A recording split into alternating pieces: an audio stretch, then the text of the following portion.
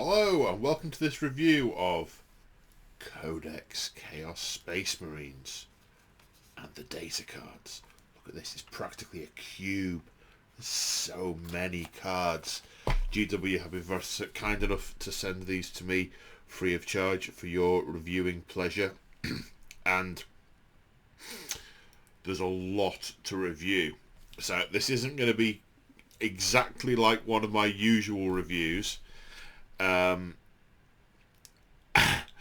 this is not a sign of things to come, but I'm not going to go over the lore in a lot of detail because the lore for these is pretty well known. And the big thing for me about this book is how it's going to make us play the legions, and that's for me where the lore comes in. It's how it's going to manifest in the game. So I'm going to talk about whether I like the book or not, and the pros and cons, and a bit of an overview. Then I will go and do the page-by-page stuff, except I will do all the page-by-page stuff for the general rules first. I'm not going to go through any Legion specifics yet. I'm undecided as to whether or not to do that as a separate video. I guess you'll find out at the end, because it depends how long it takes me to get through the first lot, as to whether or not to do the Legions as a separate video or not. We'll find out together. So, I have been anticipating and dreading this book coming out. Regular viewers will know I have some problems with some of the other codices that have come out, and that I think they break the narrative gaming, and I am a chaos player at heart, and I was very apprehensive that this was going to shelve 10 of my armies for another 3 or 4 years. My fears on this occasion are unfounded. There are a few niggles, but I think it's a great book, and I am already getting juiced for the idea of playing my legions again. Yay! So, and the niggles aren't a fault of this book specifically, I don't think. Some of them are because of the general 9th ed, the way 9th ed goes. So, not specifically this book's fault. And some of them are to do with GW's policy around, I say policy, I'm sure it's an official internal policy, I don't think they've ever stated it. But we can clearly see it, of only producing rules these days for the models that you can get in the box and the configurations that you can get in the box. If you think back to, is it here? Oh, it is here. To this book, despite the fact there was a version 2 of it, it was the first codex to come out in 8th ed, which means they developed it halfway through 7th ed. And back in those days, it was still quite a doable thing to do customizations on your models and conversions and so on. If you were a Marine player and you wanted your Space Marine captain to have a lightning claw and a combi flamer, you could, because he had access to those lists. And it was also true of the Chaos Marine book. Now, the options that are available for the majority of units are restricted to the pieces that come with their kit explicitly. So there are a number of units where I'm looking at thinking that unit I've got's not valid anymore. So, for example, Chosen used to have all sorts of weapon options around heavy weapons and special weapons and so on. Gone. They could take all sorts of combinations of melee weapons. Also gone. They can have what the Chosen have in the box. And that is it. And that is true of a significant number of models. It's true of, and there may be ones I haven't noticed yet, Chaos Space Marines, Terminators, Raptors, Chosen, Exalted Champion, and Chaos Lord. Now, the big thing for the Chaos Lord, well, two big things. He has no shooting weapon option, and he does not have the option for a jump pack. So my Night Lord's Raptor Lord is crying in the corner. I mean, I'm lucky. I play on a narrative channel, and I can just go, he's got a jump pack, don't care. But not everyone is so fortunate. So we'll go into more details on those. There are a number of units that are no longer in the book. None of the special core, the special marine types, as in the Berserkers, specifically Berserkers, Plague Marines, and Thousand Suns, are not in this book. Now, there are rules in here for how to incorporate them into the army, but there's no profiles for them in here. Again, in the way GW went in 9th, especially with the Loyalist Marines, was core book and then supplement, but all the units were in the core book. They've done that with this as well. They're effectively a supplement in that sense. So that there's only one copy of each data sheet. They don't have a Rubric Marines in here and a Rubric Marines in Codex Thousand Suns. As I said, there are some rules for how to incorporate them into here, so they aren't gone, but they aren't in this book. So if you're a Black Legion player who wants to include one unit of Rubric Marines, you have to have both books.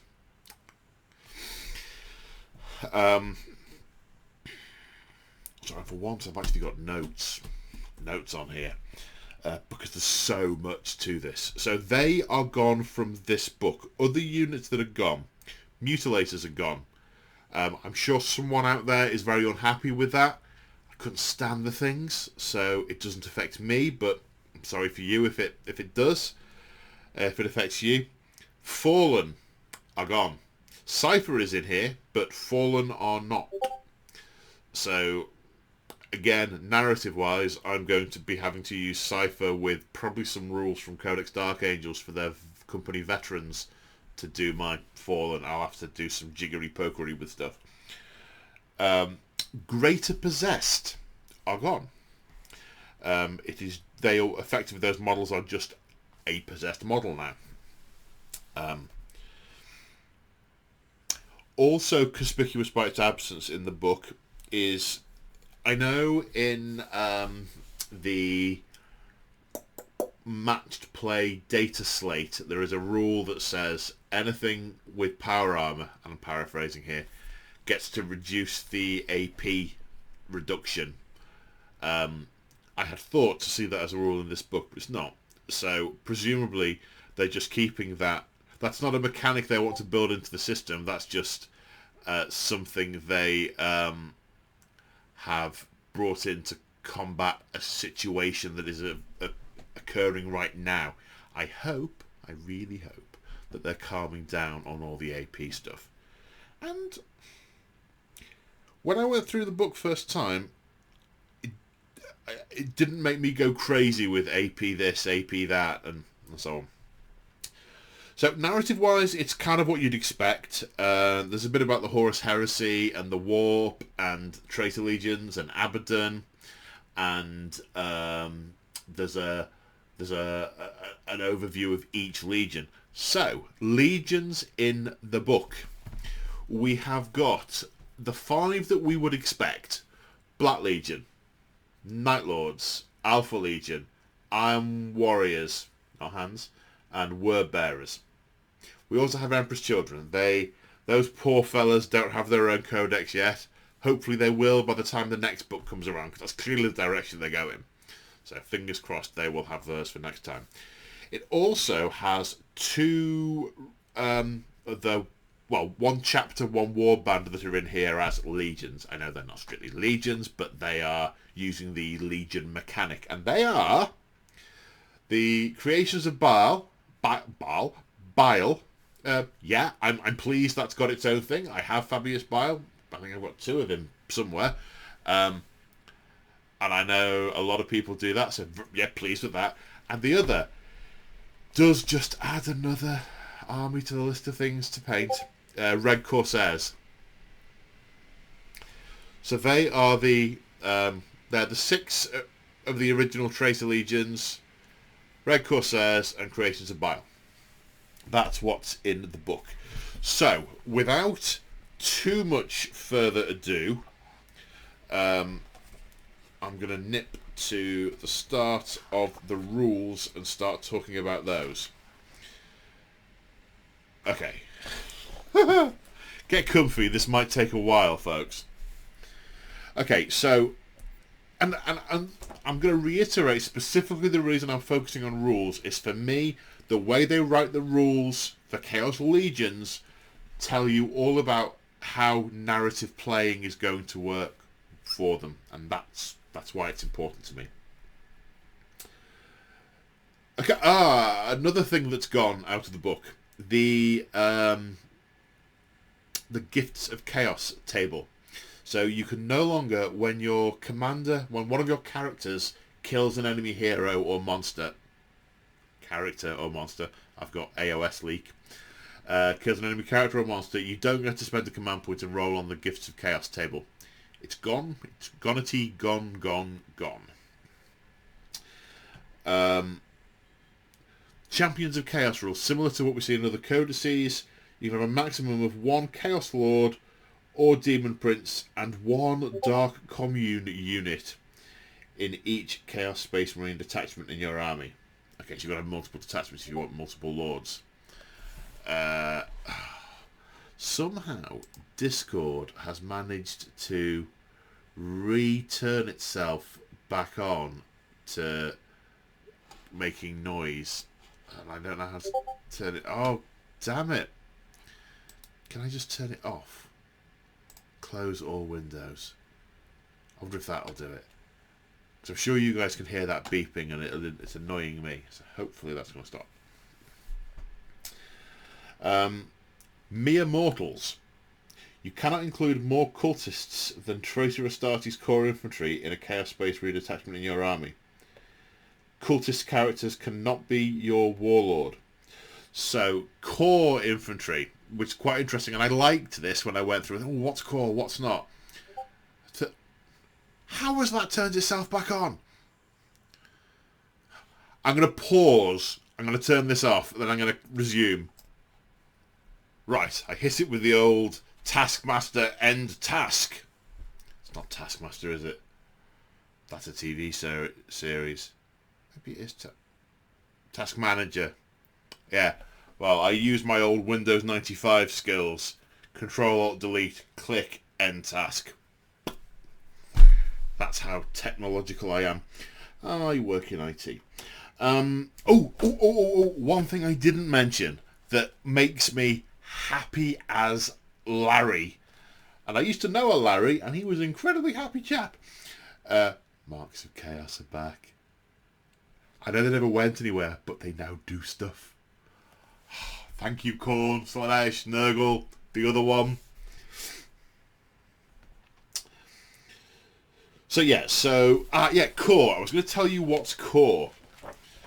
And core feels right to me. It feels like your Astartes bits. So, for example, come on. And I know I'm jumping about. There's going to be a lot of that. I said it wasn't going to be normal. Legionaries. They're not called Chaos Space Marines anymore. They're called Legionaries. Thank you. They are core. Cultists, not core. Terminators, core. Possessed, not core. Chosen, core. Hellbrute, core. Bikes, core.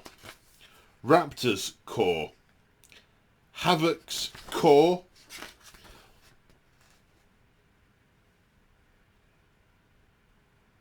Oh, I'd have thought they'd have made the tanks core. Oh, they don't make the tanks core because they don't want people camping with their characters next to tanks. Okay.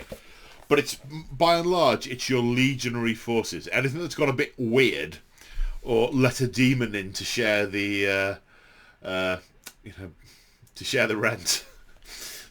Not core. Core's a mechanic. It's not a reflection of narrative or how armies are structured. It's just a mechanic. It's so. Using the Chaos Lord as an example, the Chaos Lord is able to effectively direct things that are still Chaos Marines. He can't effectively use his inspiring tactical leadership to tell a Demon Engine what to do, or a Possessed Marine what to do. Yeah. Aim for the fuel tank! Ah, you're ripping its shoes off. Good, good, good, good, good. Yeah. I digress. And then Legion traits. So we have here an ability, a section called Slaves to Darkness. Now there are an awful lot of words here, but basically they mean you can take a unit of Khorne Berserkers as found in Codex World Eaters, which and they become an elite. They gain these keywords. They lose some of their own keywords. They gain this ability. They have a Mark of Khorne. They never gain a Legion trait. So they don't gain the... So logically, I know Berserkers aren't quite this because they... Black Legion can make Berserkers. Abaddon knows how to do it. But notionally speaking, all Khorne Berserkers... This isn't actually true. The lion's share of Khorne Berserkers come from the World Eaters. So if you've got a band of them that's kicking about with the Night Lords, they won't have a Night Lord's trait. So I like that. That narratively feels... It's not strictly true, but in the majority of cases it's true, so I like it. Rubric Marines. Again, it's elite. They're all elites. The Khorne, Rubric, Plague Marines, elite or elites. There's keyword shenanigans. They gain the Let the Galaxy Burn ability. We'll come on to that. They have to have a Mark of Tzeentch. They know the psychic powers from the deck that's in this book. They don't get access to the spelly powers in the book. They don't get a Legion trait. Same deal with the Plague Marines. They lose the Bubonic Astartes keyword, so they don't get any buffs that someone might try and wangle from the fact that even though it's from a different book, it says all Bubonic Astartes get this. Well, they lose that. And then there's one on Noise Marines. This basically says if you've got the if you're Emperor's children, your Noise Marines can be troops. Again, it's a lot of words. It's a lot of words. It's a lot of words. Then just a section on legions. Right, now these are the section on the legions themselves. And whilst I'm not going to go into detail, the legions are all 4 pages long. And it's special rules. They get a secondary objective of their own as well. Warlord traits and stratagems and relics. Most of them are very, very, very, very, very, very similar to the information that was in the Psychic Awakening books. But some of them are reimagined. The names and descriptions are the same, but the sort of what it does is a bit different. Right, now we come on to the general stratagems. Now, I am going to switch to the cards, because they make it easier. I'm not sure if there'll be some I skip over. Again, they're really wordy, but they feel like a really nice set. There's some I've read and gone, oh yeah, that's cool. Is it going to work? Don't care. It's cool AF. Okay, so, strategic ploy.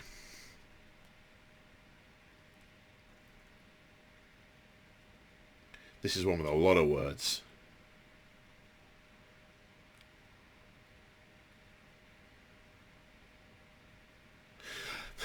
Contempt over caution. Long story short, with a bunch of conditions around it, you can shoot as an enemy unit that's engaged with one of your friendly units. Ah! And ones to hit your friendly unit. Now, the cost of this varies depending on who your unit is. So if you're shooting at friendly Astartes, it's 2 points. If you're shooting at cultists and you don't give a rat's because they're cultists, and it costs 1 point, so you let the cultists in, and then you gun them down. Now, obviously, in real life, that'd be terrible, but Chaos, that's what they do. Unending Destruction. Nice and simple. There used to be loads of, if you have this keyword, shoot again. If you have that keyword, fight again. It's now nice and straightforward. Infantry units. Oh no, this is the wrong one. This is perform. This is shoot without an action failing. Okay, whatever. Relentless Devastation counts as remaining stationary. I mean, there's a few utility ones in here. This is nice. Ritual Offerings. You play it on a cultist unit when they destroy an enemy unit. So not very often. And until the end of the battle, they automatically pass morale tests. And in melee, they add 1 to hit. Scorn of Sorcery is the Khorne specific one. 4-up deny a psychic test. Shroud of Flies is the Nurgle specific one. It's very expensive. This is 3 points or 2 points. If you're putting it on anything big, it's 3 points. If it's just on basic Marines, it's 2. Enemy can't shoot at them unless they're the closest model or within 12 inches.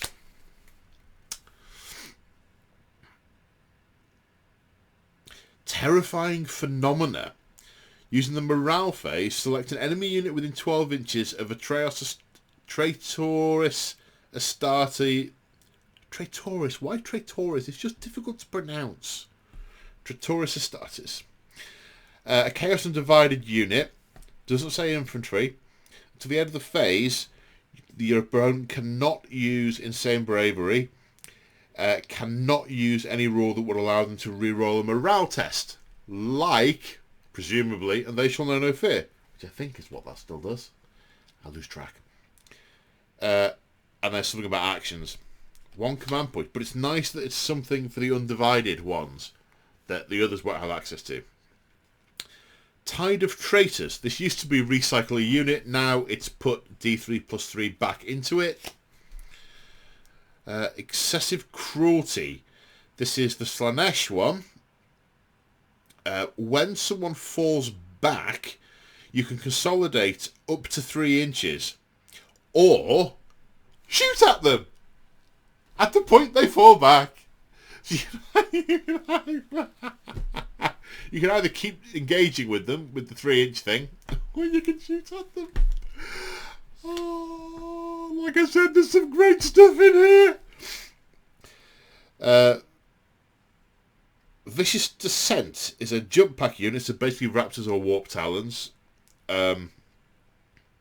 It's a way of doing mortal wounds when you charge. Warpborn Foresight. It's a Tzeentch specific one, and it's basically Auspex Scan.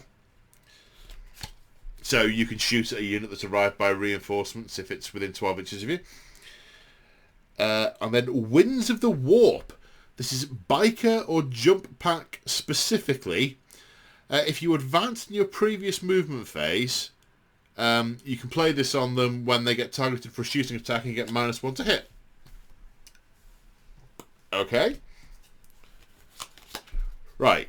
Gifts of Chaos. This is giving more relics to characters. Aspiring Lord, giving warlord traits to other characters. And Trophies of the Long War, giving specific relics to champions who are not characters. Very similar to other Space Marine books. They're the requisition stratagems. The War Gear stratagems.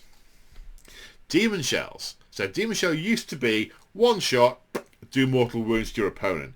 Now, you play it on a unit for 1 command point. You add 6 inches to the range of all the bolt weapons in the unit. Nah, I can see me just chaining this with word bearers. It's so word bearersy. And the armor pen improves by 1. Demon shells. Beautiful. Infernal engine. So it's a demon engine 1, and it's -1 damage in the shooting or fight phase. Keep your demon engines alive more. You're hitting me with damage 2 weapons, are you? Dink. How many is that? It's 2 or 1 command points. 2 for a Titanic unit, 1 for all others. Sky Shrike missile. That's mortal wounds to flyers. Then smokescreen. Use that when your vehicle gets targeted, and -1 to hit. Battle tactics. Which are the really funny ones? I think they might be in here. Battle tactics. Wrath of the Chosen. Shoot phase or fight phase. Add 1 to hit for a command point for Chosen. Veterans of the Long War is exactly as it was, but it's 2 command points now, and it's infantry and bikers only. But apart from that and that, what have the Romans ever done for us? Murderous Perfection is the Slanesh, or is a Slanesh stratagem.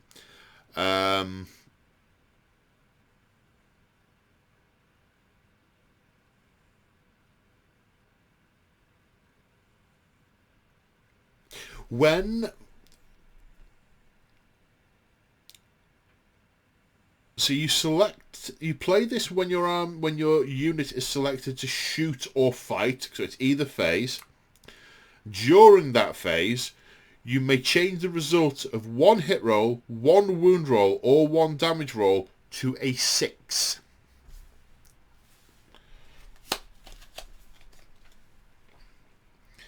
Eternal Hatred. Use it on legionaries who are... That's going to be annoying now, because like Chosen are legionaries, Terminators are legionaries, but they're actually not called legionaries. Okay, I'm going to have to keep an eye on that. I'll get confused by that. Yes, this is the one I was thinking of earlier. Dead simple. It's 2 command points.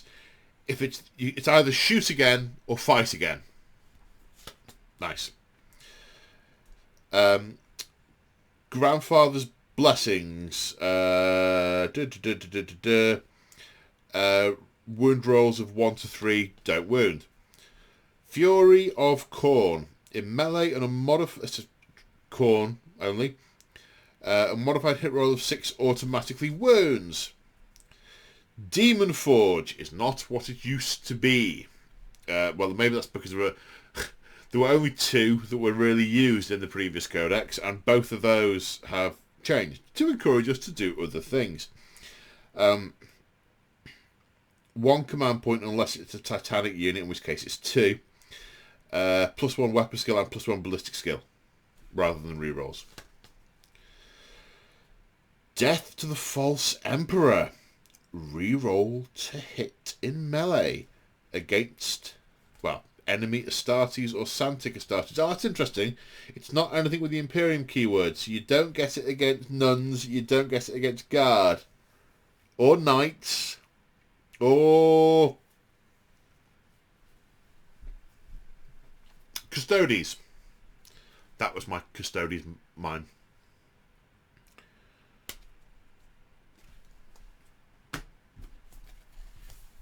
Epic Deed Stratagems.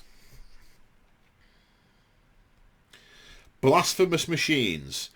You can play this on a machine spirit or demon engine, and basically it acts as though it's got full wounds. Fell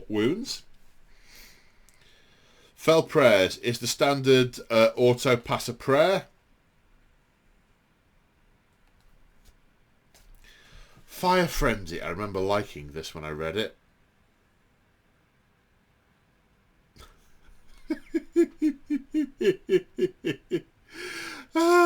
When your opponent shoots at a Hellbrute, or aka Dreadnought, he gets to shoot back. It's like, I'm not having that. Bang.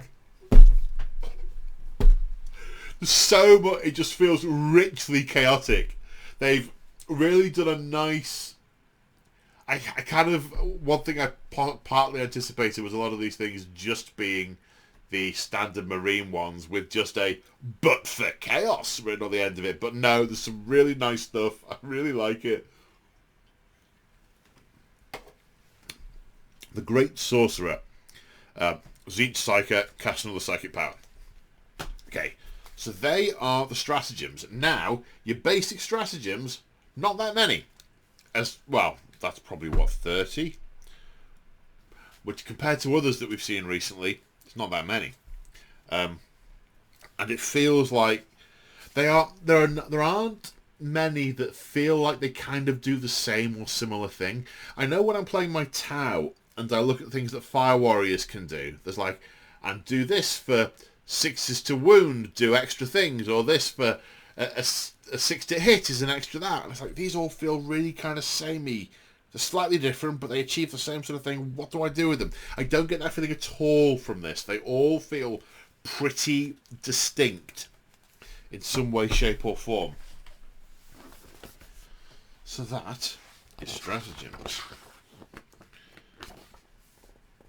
Marks of Chaos.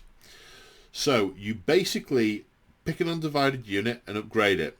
It costs a point of power and 15 points to upgrade the unit. You can't do cultists, only marine units. You must upgrade demon princes.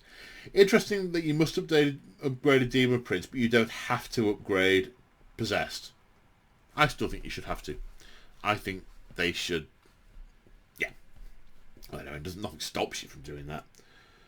But if a demon prince has to be a demon from a god, why can a demon in a possessed body be not from a specific god? I don't get that. Okay, so what do? Well, they've got two abilities. One is generic, and the other is if the unit has the icon keyword. Start preparing to put icons in your units. Because each mark has an ability for if the unit has an icon. So you're going to see lots of sort of standards on the battlefield. It'll feel a lot more like a Chaos Rabble. So Mark of Corn. If you charged, or my Heroic Intervention, etc., etc., +1 strength.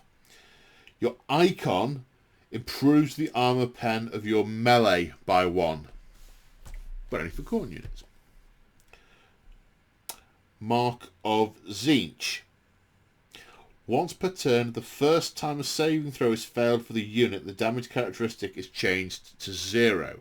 So rather than having an invulnerable save or a feel no pain equivalence or something like that, I've just said the first thing you get hit by does nothing. If you have an icon, it improves the armor pen of the shooting by 1. So I guess I'm thinking there's not a lot of armor pen in here because I don't spam these icons on my units, because my Iron Warriors have a few Corn units but nothing much else. My Word Bearers have nothing specific. My Night Lords have nothing specific. So I'm thinking, oh, there's not an awful lot of that. But I guess a lot of people will go, well, I guess you do have to pay points for it, but not 15 points for a unit. I don't think you'll see many without. But then again, Chaos Undivided is a thing, and there are some things that you can only use if you're Chaos Undivided, so not sure. Sorry, Nurgle. It's really worded oddly, but basically -1 to from. Maybe it's worded properly and I just can't.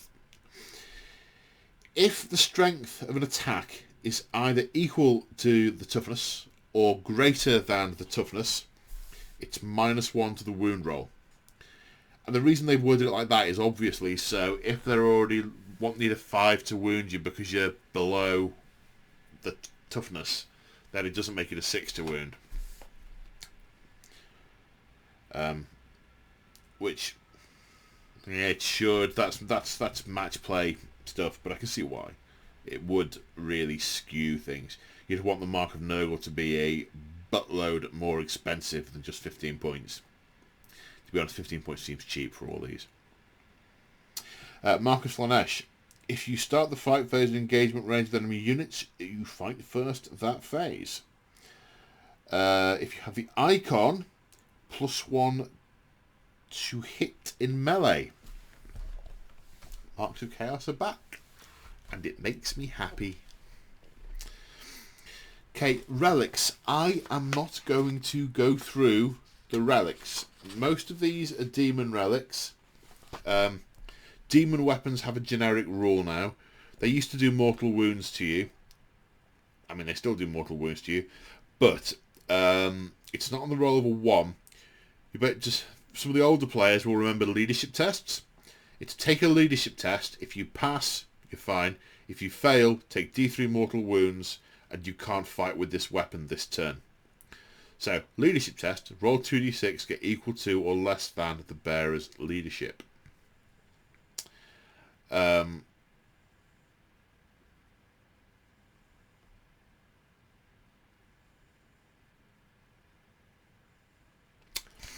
So I am going to leave those to mystery. I mean, they're all sort of relic-y.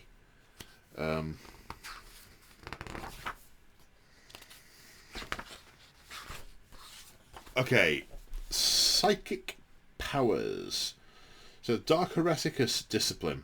So if you have a mark of chaos, you automatically, and if you are a psyker or a priest, you automatically get the extra psychic power for free. So the Zeech one is give a unit a 4+ invulnerable save.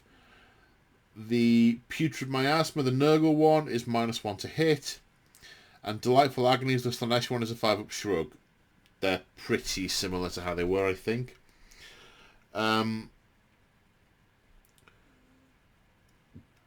Most of the psychic powers seem largely unchanged, except that Gift of Chaos can't turn you into a Chaos Spawner anymore. It just does mortal wounds. But I don't remember if it could in 8th Ed or if it's an older thing I'm thinking of.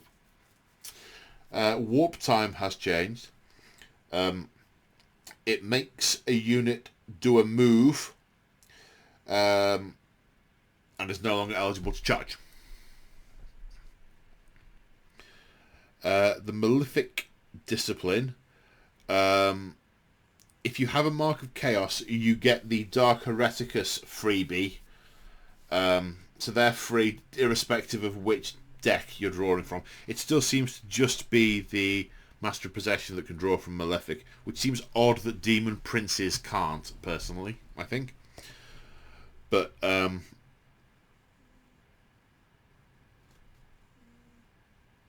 what do these do? Okay, so Warp Marked is +1 to wound.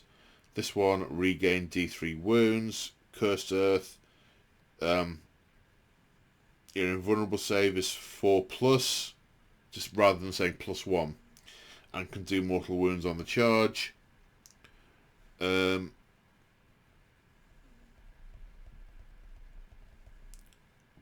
Possession just seems to be some kind of auto kill of one model in a unit.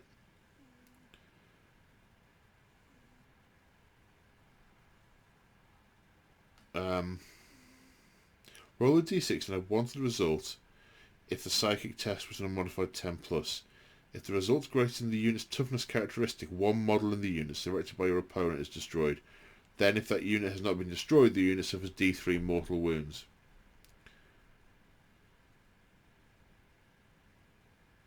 Oh, okay. The psychic blasts away their enemy's soul, so the spiritless shell can be possessed, even if only temporarily. Okay, so you kill one, then it goes berserk and does D3 mortal wounds to its mate before they club it to bits. Yeah, there's a couple more, but we're going to skip over those. So prayers to dark gods. There's the general one, which is Dark Zealotry, which is reroll to hit, 6-inch aura.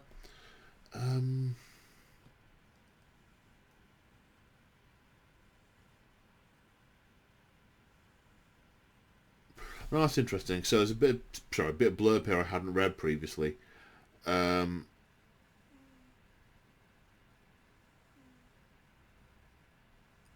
if you're a cultist priest, and there are some cultist priests in here now, you only roll. You're restricted with the number you can take. There are some ones that are only specifically available to you.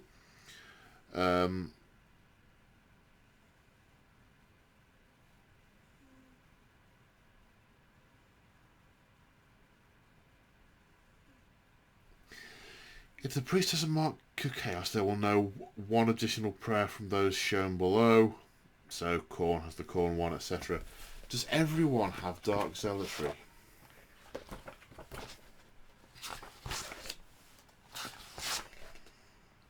Where are you? Come on, here, boy.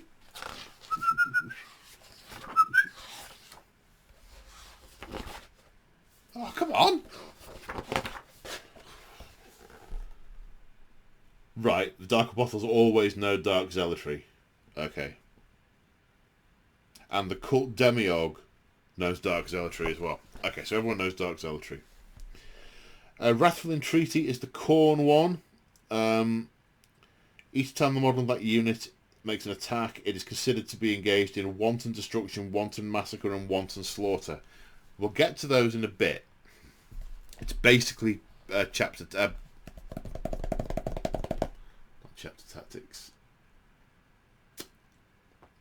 Doctrines. It's basically doctrines, but I kind of like them, even though they've basically just renamed them and called them Wanton Massacre.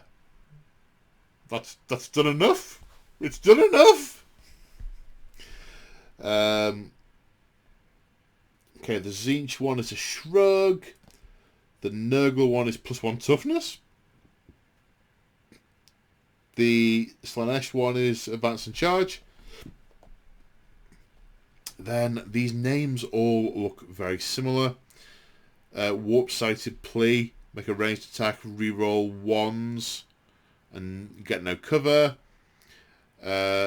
Benediction of Darkness.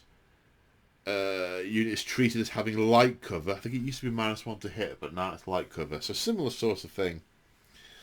Omen of Potency. Add 3 to the attack characteristic of the priest. Improve the armor penetration value of their melee weapons by 2. Couple of others. Warlord traits. Flames of Spite. When you melee attack, reroll to wound. And a modified wound roll of a 6 suffers mortal wounds. Unholy Fortitude is a shrug. Hatred Incarnate. +1 strength, +1 attack on the charge. Reroll to hit. Lord of Terror.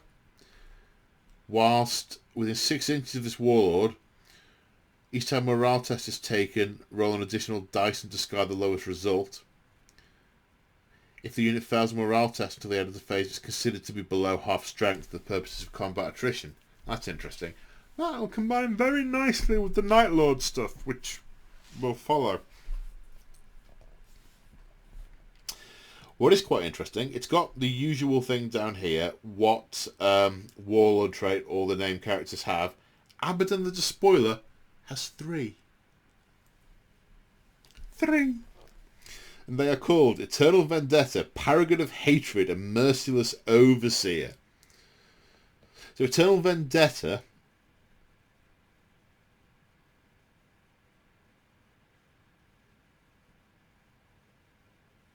at the start of the first battle round, before the game begins, select one enemy unit. Right, okay, so core and character units that are within 6 inches of this warlord can reroll attacks, wound rolls against that unit.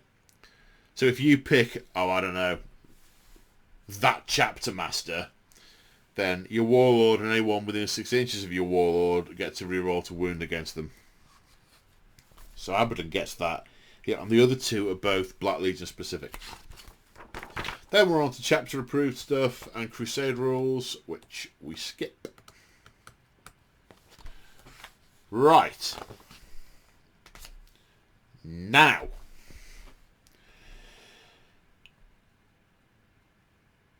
The Legion keyword. I'm not going to bother going through this because is a lot of words to stop it being worked around, let's say. I don't think it's particularly relevant. There are 3 generic abilities. Demon Engine is a 5+ invulnerable save and regain 1 lost wound each command phase, which is kind of unchanged, but just structured slightly differently. Malicious Volleys, which is Bolt of Discipline.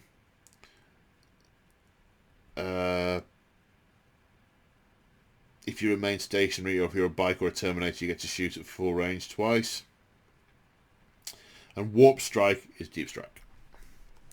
Now, Let the Galaxy Burn is basically doctrines. There's 2 things you get from it. One, and purely because it's got the word burn in it, every time you make an attack with a flamer weapon, you get an extra 2 hits.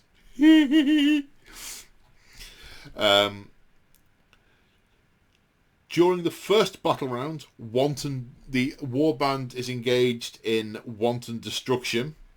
During the second round, your army and every unit in it that has Let the Galaxy Burn is engaged in wanton massacre.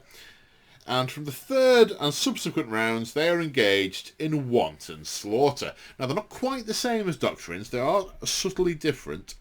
So wanton destruction is heavy and rapid fire. And it's not additional AP. It's a roll of 6 to hit, scores an additional hit. Wanton Massacre, so turn 2 only, is rapid fire, assault and pistol weapons. Score 6 to hit. So your rapid fire are doing it in turn 1 and turn 2. By that point, your Chaos guys are closing the distance. And Wanton Slaughter is assault, pistol and melee weapons. Score an additional hit on a roll of a 6. So pistols and assault weapons are in 2 turns as well. So it's kind of, it's not a sort of stark steppy thing. It's more of a sort of gradient. Right, now we're on to profiles. I don't know how much we're going to linger on profiles, but we shall see. Abaddon, I mean, he just seems to be a beast. Absolute beast. He has got all 4 marks of chaos. And he gets all of the rules from all 4 marks of chaos. Yes, absolutely as it should be. Like he used to back in the day. Dark Destiny can't have more than 3 wounds taken off him per phase.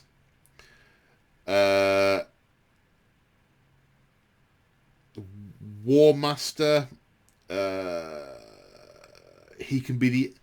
If he is your warlord, he gains the Agent of Chaos keyword. Now that's a game mechanic. You don't lose your traits if you have Agents of Chaos in your army. Basically, if I have interpreted that correctly... What does it say about Agents of Chaos?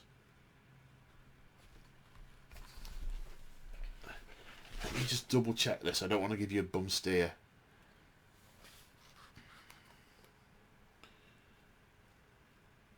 Legion trait.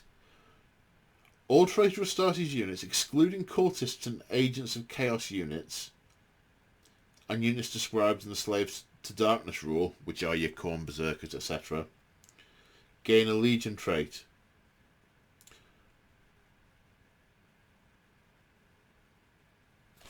So, Abaddon the Despoiler, if he is your warlord, can lead any legion, and you still gain your Legion trait for the whole army.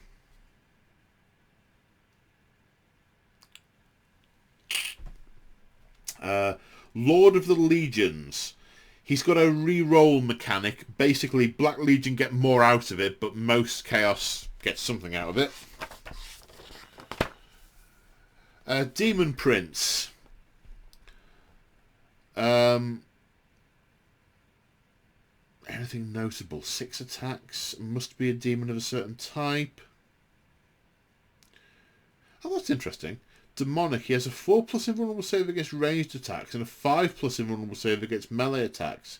The only reason I can think of to do that is manipulation of stats. That seems wrong. Okay.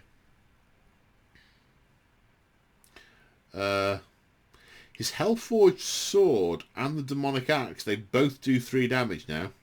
Malefic Talons does 2 damage.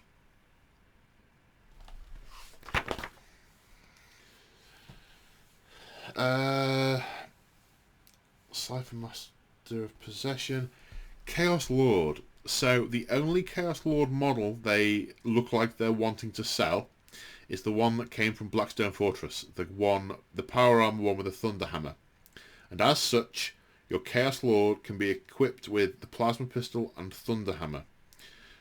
You can replace the thunder hammer with a weapon from the melee weapons list. And the plasma pistol can be replaced by either a bolt pistol or another weapon from the melee list. So you can do some manipulation, some conversion for different weapons, but mostly not. You can't give them shooting weapons. And as it happens, combi weapons are no longer on the shooting weapon list. So where you do have the option to give an additional, a changed shooting weapon, you don't have, it's a restricted list. So in fact, there isn't, that'd be why there isn't a shooting weapon list. There isn't one. The heavy weapon list is Havoc autocannon, heavy bolter, las cannon, missile launcher, Reaper chain cannon. The melee weapons are chainsword, power axe, power fist, power maul, power sword, and tainted chain axe. No lightning claws. Makes my Night Lords a collective bunch of sad pandas. And special weapons are the usual 3.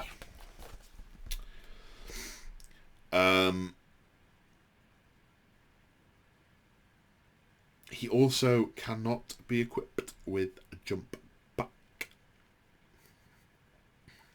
That's my biggest niggle in this book, I think. Hopefully they'll move that to Legends so we can still do it. I hope. The Chaos Lord and Terminator... so it looks like all the Chaos characters have got an extra wound over the Space Marine characters. I haven't done a direct comparison, but I was checking something the other day, and I'm pretty sure that the majority of secondary Space Marine characters had 4 wounds. These all seem to have 5 wounds. Chaos Lord in Terminator armor. Now he can have lightning claws, but it's specifically on his profile, not in the generic stuff at the back. That's because the kit has lightning claws in it, I think. I suspect. And again, it's just got the equipment from the thing. The sorcerer can only have a 4 stave. Can't have 4 swords or anything like that anymore. Don't know if they could in the last ed, but they certainly can't now. Now this is one of those things I think absolutely crackers. Is there's a Chaos Familiar rule in the Chaos Sorcerer and Terminator armor. You reroll 1 psychic test, then the Chaos Familiar goes away. And that's because the Sorcerer, Terminator Sorcerer model comes with a little dude that you can stick to the base. The Sorcerer can't have it, which makes no narrative sense, and I will absolutely be giving my Sorcerers Chaos Familiars.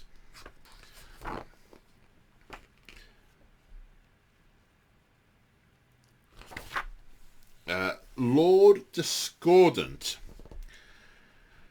on Hellstalker. Biggest thing I've noticed here is he's down to 9 wounds, which obviously means you can't shoot him unless he's the nearest model,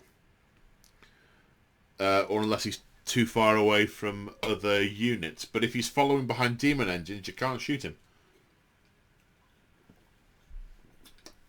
So he might live a bit longer now.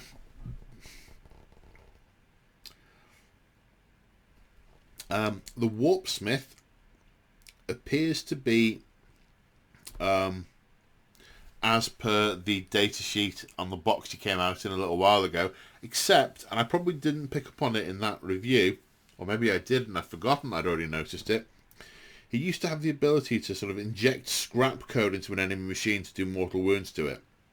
That's gone now. He can only repair, which makes me sad.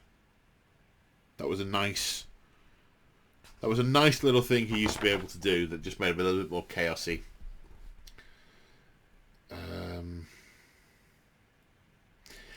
Exalted Champion. is now restricted in weapon choice to only the ones that the model they sell has on it. Now, I've been extremely fortunate in that my kit bash has this exact set of kit, but his only option is a combi melter and an exalted power axe. Oh, he has a bolt pistol as well. I mean, the exalted power axe is nice. It's +2, -2, 2. But unless I misremember, that's the only combi weapon that isn't on a Terminator, I think, or a vehicle. So Dark Commune is a new unit. It's a cultist unit. It has 5 models in the unit. 3 of them are character. They don't have the character keyword, but 3 of them are essentially characters. The Cult Demiurge, who is the priest. The Mind Witch, who is the psyker. The Iconarch, who is the icon bearer. And 2 Blessed Blades, which bear a disturbing similarity to Lord of the Rings ring wraiths. I mean, these models, the other 3 are beautiful. The Cult Demiurge, the Mind Witch, and the Iconarch look great. The Blessed Blades, they look kind of, I don't know, dated. The swords, I guess, they kind of got those really fat blades. Maybe I'm just not seeing them from a good angle. But it's cool stuff. The Iconarch makes cultists automatically pass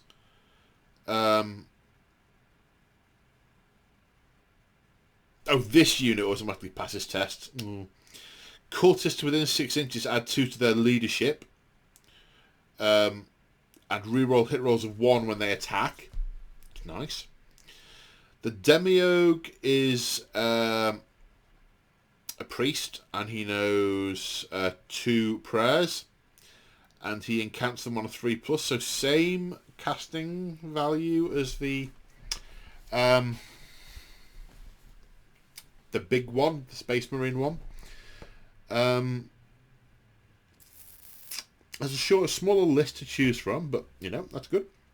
The Mind Witch can attempt to manifest 1 psychic power. He knows Smite and 1 power from the Dark Aeronautica discipline, which is nice. The main problem I have with this unit is it'll get instantly vaporized on the battlefield. Now, if the Cult Demiurge, the Mind Witch, and the Iconarch were all characters, that wouldn't be a problem. But they run around as a group, and they are toughness 3. I know I'm talking stats, right? But that's because these are command characters that are put together in a... Unless I'm missing something, they're put together in a unit which makes them targetable. And it gets around... It's not a perfect game mechanic, but it's the one we've got, and it's the one by which all other leaders survive by. But these... They've made them into a unit which makes them instantly vaporizable, because who wouldn't want to kill all that? Because they're toughness 3 with a 6-up save, which means no save. And the Demiurge has 3 wounds, the Mind Witch has 3 wounds, the Iconarch has 2 wounds, and the Blessed Blade have 1 wound, which means this is an 11 wound unit that does an awful lot. It would cost 100 points, so maybe they factored that into it, but I can just see these being instantly vaporized. Oh, it's an HQ choice, so it can be one of your characters, but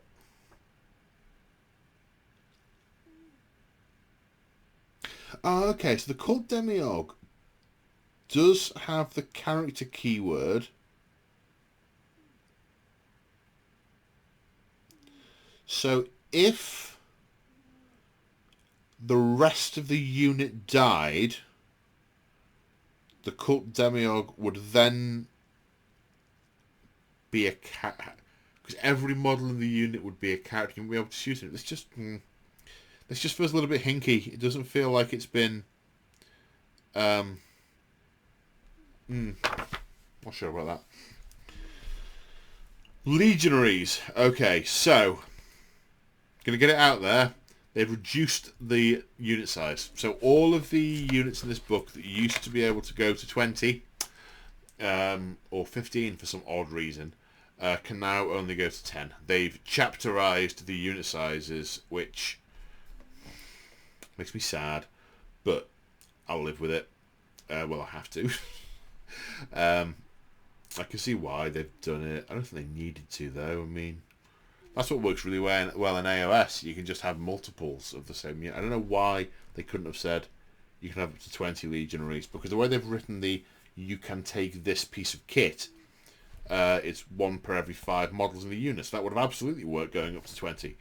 And it wouldn't have stopped people who wanted smaller units, and they're very expensive, so it wouldn't affect the competitive scene, I don't imagine. Would have just made us narrative people a bit happier. But, okay. So, 10-man units. A couple of odd or different things. So, one model can have a heavy chain axe, which is -1 to hit, +4 strength, -4 AP. I mean, that's ridiculous for an axe. And 2 damage. There are 2... The champion can have a demon blade, which is nice. It's so chaosy. I mean, these are perfect for word bearers. Absolutely perfect. It's -2, 2 damage, and on a roll to wound of a 6, does mortal wounds as well. One model can have an icon. One can have a heavy chain axe. One can have a balefire tome.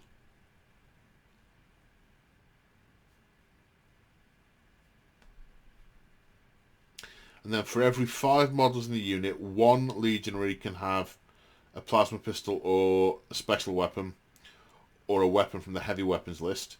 You can't select the same heavy weapon or special weapon more than once per unit. They don't want you to have 2 heavy bolters or 2 melter guns. They want you to have a heavy bolter and a melter gun, or a melter and a flamer. I mean, I'd never really thought of whether it's narrative to have 2 types of the same weapon in that unit. It's never jumped out at me as not. And I've got a number of units that are equipped like that I'll just have to swidgy models around on. But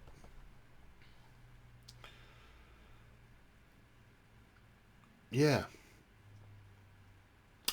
The Balefire Tome makes the model holding it a Psyker! And it's 20 points. And he can cast Smite and 1 power. No Smite and 1 power can cast 1. So for 20 points, your legionary unit is a Psyker, which works very nicely for Tzeentch and oh so nicely for word bearers. I like that. A few niggles, but nice. Cultists are... Oh, sorry. The Chaos Icon. Add 1 to your combat attrition tests. So, if you've got an icon in the unit, unless you go below half strength, you can't fail combat attrition. Unless there's anything else modifying it. So, you can't roll a 1. Which is nice. Cultist mobs. Maxed at 20 now, which I think they were in version 2 of the old Codex. For every 10, they can have a couple of different weapon options. They've basically all got cultist firearms now, rather than calling them auto guns, but they're auto guns. So strength 3, rapid fire, 2-foot range. The brutal assault weapon, I'm very pleased to see, does not have any AP against it. It's just make 1 additional attack. So as I said, these are largely unchanged. But because they're based on a different model set now, and for every 10 cultists, you can have 1 flamer, 1 heavy stubber, and 1 grenade launcher. Oh no. No, I'm lying. Oh, sorry. Excuse me. Very unprofessional. But let's face it, if you're still here at this point, you're not bothered by unprofessional. If you go 15 models or more, you can take a second choice. But you can still put a flamer, a stubber, and a grenade launcher in a unit of 10. And that's because it's a different model set on here, so it's a new box obviously coming out. Accursed cultists. Between 5 and 10 mutants and 3 to 6 torments. The torments look kind of like Chaos Spawn. They got more wounds, more attacks. They fight with hideous mutations, which are -2 AP, 2 damage, whereas the mutants fight with blasphemous appendages, which is just -1 AP.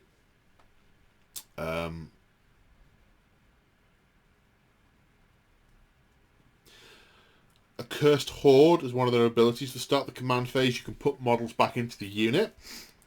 Fearsome, they debuff your opponent's leadership. They have a shrug. And mutant, as they're a mutant rabble, the destruction of mutant models is ignored for morale purposes. So torments are basically, the torments won't run away if other mutants, or mutants won't run away if mutants are killed. But if the torments go down, the mutants might go, hang on, Bob, this is looking a bit dodgy. These are both troops. So your 3 troops, so your legionaries, your cultists, and your accursed cultists, basically your mutants. But you can't have more units of mutants than you've got core. I suppose you could have, what was it, core infantry.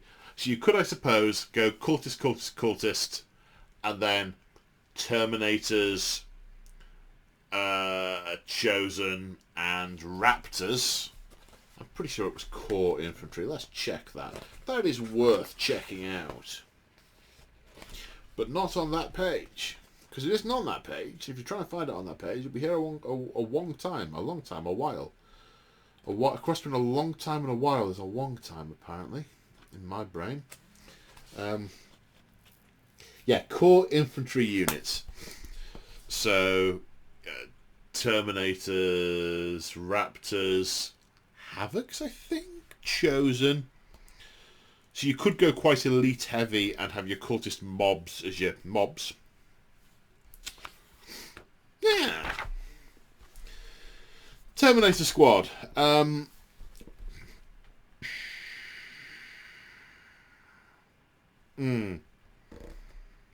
Terminators. So the models are the options are quite specific.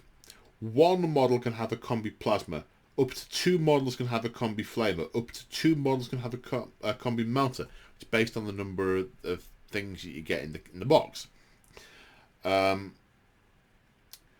All of the generic close combat weapons are now called accursed weapons, which are basically power swords that give you an extra attack. So they're +1 strength, -3 AP, 1 damage, and 1 additional attack. These guys have got 3 base. They're doing 4 attacks each. Now, one obvious omission on here is you can't take lightning claws, and the box has a set of lightning claws in. But what I think they have done is it says 1 model's combi bolter can be replaced with 1 accursed weapon, basically meaning you take 2 lightning claws, each is an accursed weapon, so you get 2 extra attacks. I don't know why they couldn't just put lightning claws on them, but that seems to be the way they've handled that. Possessed. I mean, Possessed are just beasts now. 9-inch move, strength 5, toughness 5, 3 wounds, 5 attacks. They're on a 40mm base now, so there's lots of converting going on there. Normally I say to that, but I probably will make some of these bigger because they get tangled up with each other's arms anyway, so they also take up 2 space. You can't put them in a Rhino anymore, and they take up 2 spaces in a Land Raider, so they're basically Terminator size is what they're saying. They can take an Icon, which means they get the bonuses from the combat attrition tests, and if you give them a mark of Chaos, their Icons get upgraded. 5+ invulnerable save. Let the Galaxy Burn does apply to them. So their attacks explode if you're in the right phase. They debuff your opponent's leadership. and they do -2. They have -2 AP and do 2 damage. Yowzers. I think they're like 30 points each and like 28 points each.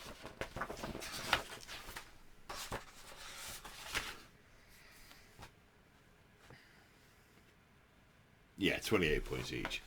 So my 20 word bearer ones are going to come in just under 600 points. Oh well. Chosen. This is quite a different unit now. They used to be sort of elite infiltratey type stuff. Now it's come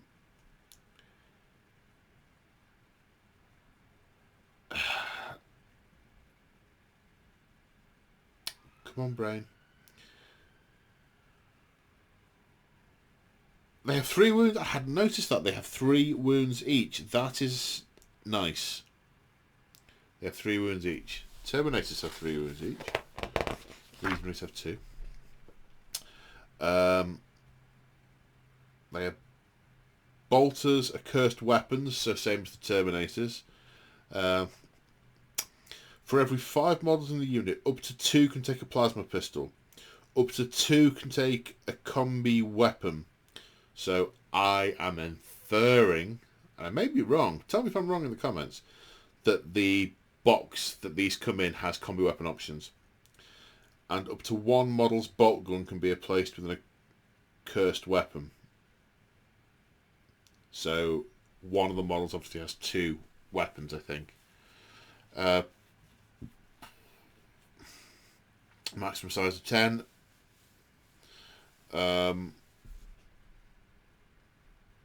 Chosen. The first time this unit destroys an enemy unit until the end of the battle, the unit is considered to be engaged in wanton destruction, wanton massacre, and wanton slaughter. So basically, any 6 they roll to hit does an extra hit.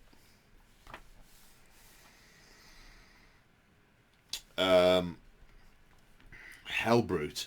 Nothing really different to go through here. Gets monstrous resilience now, so -1 from -1 damage. If it's damaged, it re-rolls wound rolls of 1. Noise Marines, kinda similar. Blastmasters now aren't D3 that do D6 damage. They are heavy 3, strength 8, -3, 3 damage. Sonic Blasters are largely unchanged. No, they've got AP. So there's Assault 3, Strength 4, -1. Sonic Weapons add 1 to the damage characteristic if they are within half range. I hadn't noticed that. Yowzers. Okay, that's pretty... They want to get close. And oh. Yikes. One change that we do see here, though, is that you can no longer... You used to be able to take 2 Blastmasters for every 10 models in the unit. You can't now. It's a maximum unit size of 10, and 1 model can have a Blastmaster.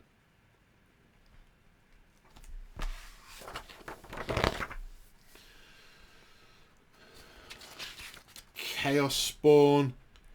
Kind of similar to how they were before. Strength 5, Toughness 5, 4 wounds, 2d3 attacks, 5 up save. -1 from your leadership if you're near it. Random stuff each turn. So it's an extra -4 AP. 3d3 attacks, reroll to wound. Hideous Regeneration. This is new. At the end of the fight, shoot it. Basically, when you finish attacking them. Okay. Subtle difference. Every time an enemy unit shoots or fights and attacks this unit, any model that's lost any wounds but is not destroyed immediately regains all its wounds. So you got to kill them. Whole ones. So if you do 3 wounds to it, back up to 4. Even if you've got another unit that was about to shoot at it, no matter, back up to 4. Stag, that's interesting. Bikers haven't changed much. They've got the extra wound. Yep. Raptors.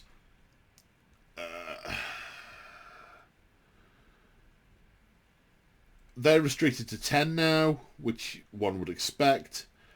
They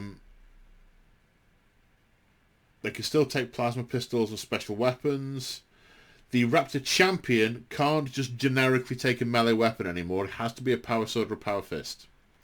Which makes me sad for my Lightning Claw Night Lord champion. But hey. Warp Talons.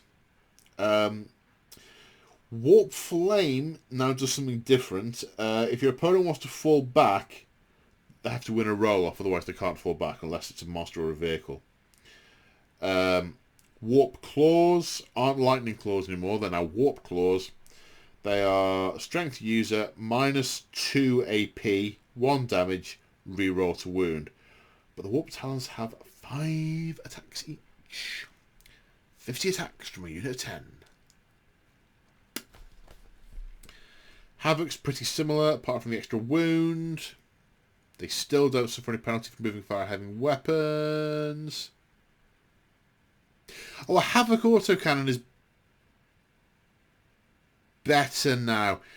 I don't like this trend of, when back in the day, if it was an autocannon, you knew what it did. And it's like, what's it got? It's an autocannon. And that was true across all the Imperial, all the Chaos stuff. It's like, it's an autocannon, it's a heavy bolter, it's a last cannon, it's a missile launcher. You knew what everything was, both playing against it and playing with it. But since they started to change everything subtly, we'll make this one a little bit better and call it a Havoc autocannon, or a Piranha burst cannon, or a Wet Salmon, or whatever it is. You've got to check absolutely everything, and I don't like that. It annoys me. And breathe. Havoc autocannon, heavy 2, 7, -2, 2. So it's got the extra -1 AP. Obliterators have changed, as you might expect. They're now a little cheaper. They're 90 points. They're toughness 5 with 5 wounds and a 2-up save and a 5+ invulnerable save. They can still deep strike. They don't suffer any penalty. So here's a few things. So they've not, and this is kind of because they got rid of mutilators, I suspect. They've kind of made these much more about melee as well now. So they have 4 attacks each with crushing fists, which are basically power fists. So strength times 2, making it 10, -3, 2 damage, 4 attacks each, no -1 to hit. They're flesh metal guns. Rather than being totally random, they have given them 3 profiles, and the profiles all make sense. I mean, they are basically heavy bolter, autocannon, las cannon. They're slightly different, but they're called Warp Hail, Ruinous Salvo, and Focused Malice. Why couldn't they just said this is 2 heavy bolters or 2 autocannons or whatever? Just yeah. I'll get back in my box. So Warp Hail is 9 plus heavy D6 shots. These are all 2-foot range, and they're strength 5 -1, 1, so heavy bolter profile. Ruinous Salvo is heavy D3 plus 3, so it's sort of D6 but minimum 4 effectively. Strength 7 -2, 2 damage, so autocannons. Then Focused Malice, a heavy D3, strength 9 -3, 4 damage, so kind of last cannony. But one thing they have got, which is interesting, is the unrelenting firepower rule. Whilst they can move and fire without penalty, they can also shoot at units they are in engagement range of at -1. So you charge, you shoot your opponent, you charge in, you smack them with your power fists that are better than power fists, and then if you're still there next turn, you gun them down. Point blank with your last cannony shenanigans. That's an interesting question. No. Okay, so we're now on to tanks.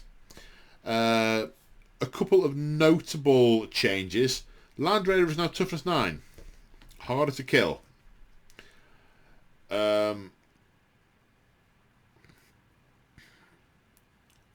everything else seems to be similar.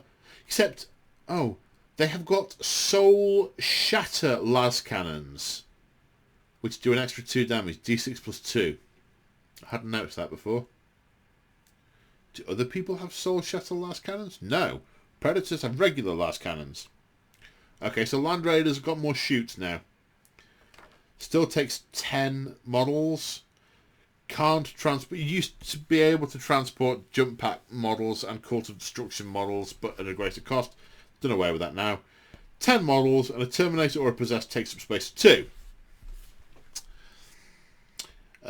Vindicator is now toughness 8. The Vindicators and the Predators are both toughness 8.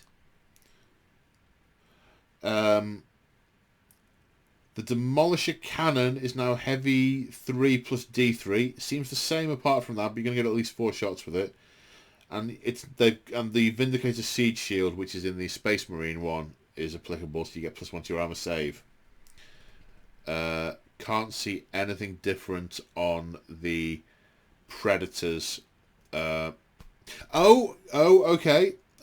So the Predator Annihilator, the twin las cannon on the turret is a Soul Shatter las cannon, which does an extra 2 damage. The sponsons are regular las cannons on both the Annihilator and the Destructor. Right. Now we're on to Demon Engines. Defiler looks pretty similar to as it was, except its weapon skill, ballistic skill have gone up to bring them in line with the Death Guard 1,000 Suns. And again, its weapon options look like they reflect what's in the kit. The Forge Fiend and Mauler Fiend, their weapon skill, ballistic skill have also gone up. The guns look better on the Forge Fiend. The Ectoplasma Cannon is still heavy D3, 7 -3, 3 damage blast. I don't know if that's exactly as it was. The Heavy Hades Autocannon, heavy 4, 8 -2, 2 damage, which I think is better than it was. In fact, I want to see. I'm gonna check. I'm checking. Forge Fiend. Yes, the AP is a point better. Oh yes, of course it is. 9th head. The Mauler Fiend doesn't seem to be much reduced. I expected this guy to get a bit of a nerf with all the Lasher tendrils. No, it's got a base of 6 attacks with its Mauler Fists. There's no -1 to hit with them or anything. And they are strength 14, -3, D3 plus 3 damage each. At strength 6. And then 6 attacks with the Lasher tendrils at strength 7, -2, 1 damage. Unless you want to replace the Lasher tendrils with Magma Cutters, which are range 6, assault 1, strength 8, -4, d6 plus 2 damage. The advantage with those, of course, is you can shoot them in combat. Have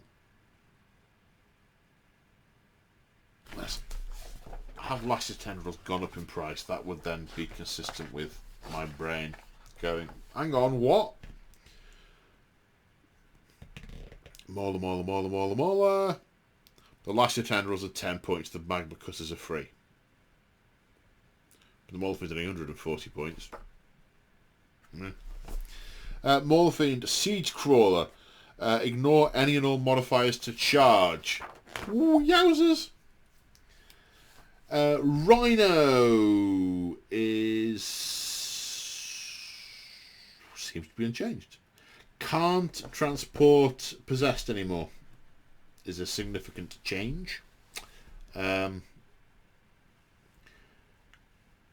has a transport capacity of 10 Legion infantry models. Now, just had an interesting thought. Do cultists count as Legion models? Yes, they do. So you could put cultists in rhinos. Helldrake, largely the same, but looks a little bit better. The Baleflamer, I think, has got a little better. 6 -2, 2 damage. Auto hit, 2d3. The Helldrake Claws are strength 7 -2, 2 damage. or damage characteristic of 4 against an aircraft. I think this is largely unchanged. Now, the Noctilith Crown. I can see these being used. So, oh, it's got a weapon as well. 6-inch lashing warp energies. That's nice. 6-inch range, assault 8.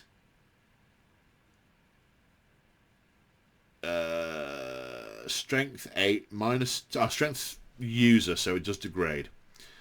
Minus 2 damage. Ballistic skill of 4 plus. That's handy. It's 5 power, so it must be around about 100 points. Malevolent Focus. So the range of this increases throughout the course of the game. It gives Traitor Astartes units a 4+ invulnerable save, and enemy units subtract 1 from the leadership of a non-chaos model in the units. If you're playing Chaos versus Class, it won't affect. The ranges start in battle round 1, and they go 6, 9, 12, 15, 18. When it's destroyed, on a 6, each unit within 6 inches suffers D6 mortal wounds.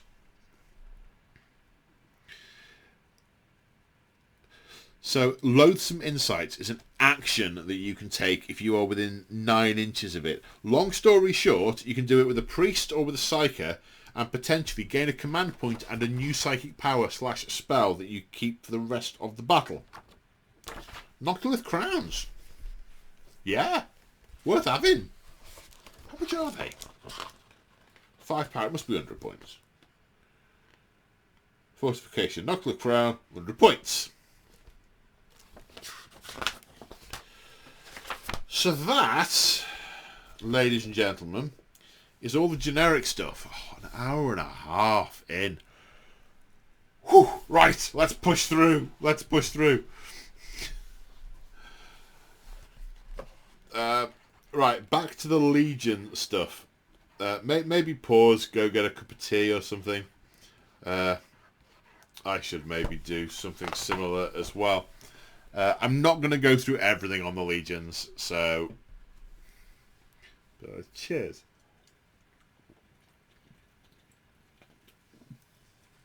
Okay. It's like one of those 3-hour exams that you did during your A-levels or at university. When you were like 12, the prospect of a 3-hour exam seemed utterly horrifying. So, Black Legion. Legion trait, Black Crusaders. Now, lots of people have wanted this to change for a very, very, very, very, very long time. And it has. Ignore any and all modifiers to combat attrition tests. Now, if your units have icons, and you're Black Legion, and you're ignoring any and all modifiers, that means you are immune to morale. Just let that sink in.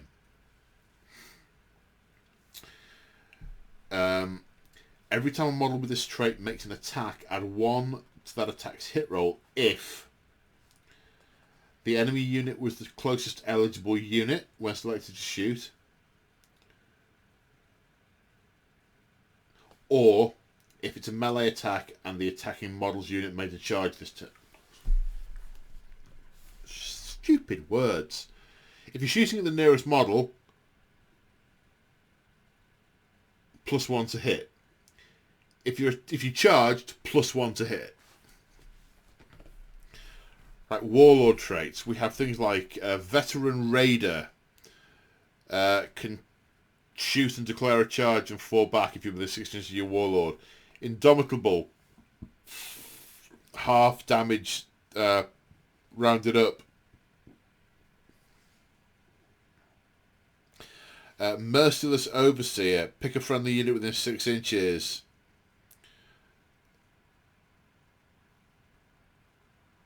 They count as being in Wanton Massacre instead of whatever they're currently in. Soul Eater, melee, reroll to wound. If you killed enemy models, you regain D3 lost wounds. Trusted War Leader. It's a command point farm. Paragon of Hatred. Reroll charges for the Warlord.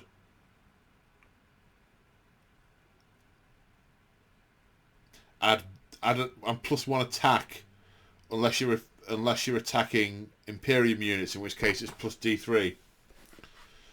Stratagems and relics. Stratagems. Bringer of Despair. Terminators. They fight first and add 1 to their attacks.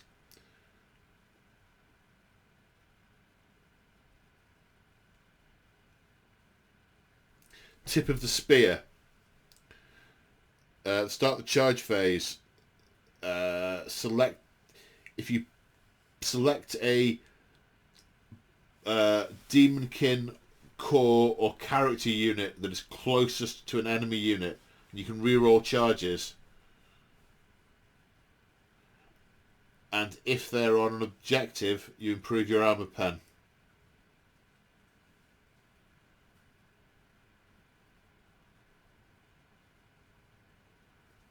Hatred Unbound is a way of giving units... it's manipulating the wanton destruction, massacre, slaughter thing.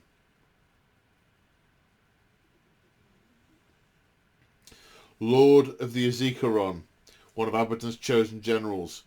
Give your warlord a 2nd warlord trait. 1 command point.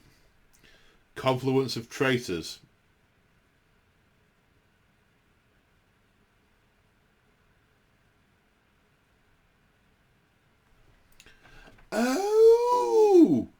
Oh, I hadn't seen this. The Black Legion's ranks are hosts to warriors of diverse origins, enabling their warbands to draw upon an array of deadly skills. In your command phase, select a Black Legion Heretic Astartes unit and select 1 Legion trait. Until your next command phase, models in that unit have that Legion trait. You can only use the stratagem once. Yeah, they took it away on the last bit. Maybe that should have been like 2 points and you give it to them for the battle. That would have been better. That would have felt more right. It's like, yeah, we're Alpha Legion. We're sneaky at the moment. You can shoot us now. We're here. Is that still what the Alpha Legion get? I don't think I've read it.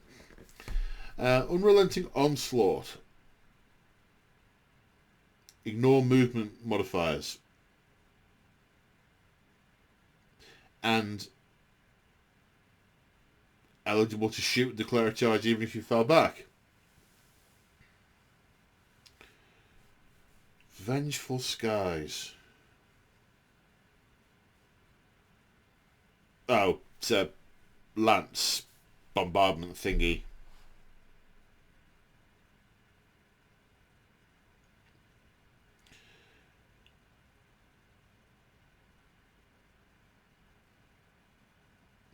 Heralds of Doom. Okay, so you can play this on your legionaries, so your troops basically, and they gain an ability that removes OBSEC from units within 6 inches. Nice. I'm not going to do the relics. I'm not going to do the relics. I'm going to do... yeah, not the relics. Right, Word Bearers. Profane Zeal. Each time a model with this trait makes a melee attack, if that model's unit made a charge... but reroll to hit on the charge. And a 5+ shrug against mortal wounds. That just feels so right for the Word Bearers. Everyone I've read so far I've thought has been spot on. Warlord trait. Voice of Lorgar increases the range of your aura abilities to 3 inches. Exalted Possession. The Warlord gains the Demon and Demonkin keywords. A 4+ invulnerable save, +1 strength, +1 attack, +1 wounds, and +2 to move. Demonic Whispers.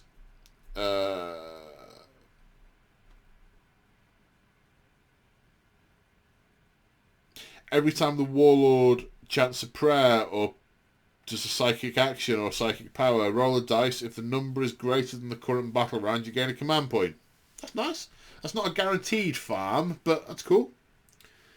Master of the Union. Select a friendly Demonkin unit within 6 inches. Add 1 to their strength and improve their armor pen by 1. Okay, so it's not an aura. It's just a pick 1. Diabolist. Your opponent cannot reroll wounds against the Warlord and shrugs wounds at a 5+. Hate-fueled Demiurge. Select a unit within 6 inches. Cultist. If it's a cultist unit, they gain Let the Galaxy Burn and are considered to have the Heretic Astartes keyword for the purposes of that ability. And they are considered to be engaged in wanton destruction or massacre or slaughter. Okay. Stratagems. Cursed to Spoilers. Wordbearer Core or Wordbearer Demonkin unit that's engaged in wanton massacre is selected to shoot.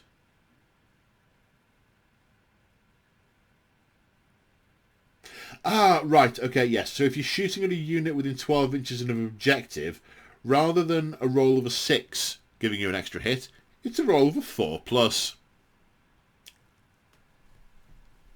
Yay! Fanatic Zealotry. Select 1 Wordbearer Cultist unit that's within 12 inches of a character. Reroll charges made for that unit. Reroll to hit in melee. Revered Hosts. Pick a demon unit, reroll to wound. Vengeance from Anarchia. Really mess up the Ultramarine unit you're fighting. Really mess them up. Reroll to hit and reroll to wound. Mess them up!